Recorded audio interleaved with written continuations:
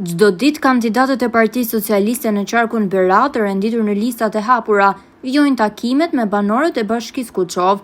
Ndalesa e radhës ishte fshati Firmimar, ku kandidatët që përfaqësojnë këtë zonë, të shoqëruar nga kryebashkiaku Kreshnik Hajdari, zhvilluan takime me familjet e fshatit, duke bashkëbiseduar me banorët, njerëz punëtor, kryesisht fermer, të cilën jetesën e kanë ndërtuar mbi bujqësinë, pemtarinë dhe kultivimin në sera. Takimi nisi me diskutime rreth mënyrave për të përmirësuar mbështetjen direkte për fermerët përmes skemave të reja bujqësore që synojnë rritjen e cilësisë dhe prodhimit në këtë zonë.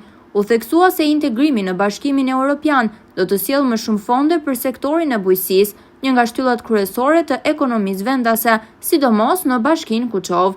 Kandidatët e Partisë Socialiste në listat e hapura premtuan se vota për ta në 11 maj do të jetë një zë i fortë për hallet dhe shqetësimet e familjeve, për nevojat e fermerëve të Firmimarit, të Bashkisë Kuçov dhe të gjithë qarkut Berat. Ata u zotuan se në të 4 vitet e ardhshme, Partia Socialiste do të vijojë të çojë përpara Shqipërinë drejt antarësimit në Bashkimin Evropian, me prioritet pasaportën evropiane për çdo qytetar. Bashkëbisedimi me fermerët vijoi gjatë, duke trajtuar nga afër problematikat që i shqetësojnë çdo ditë.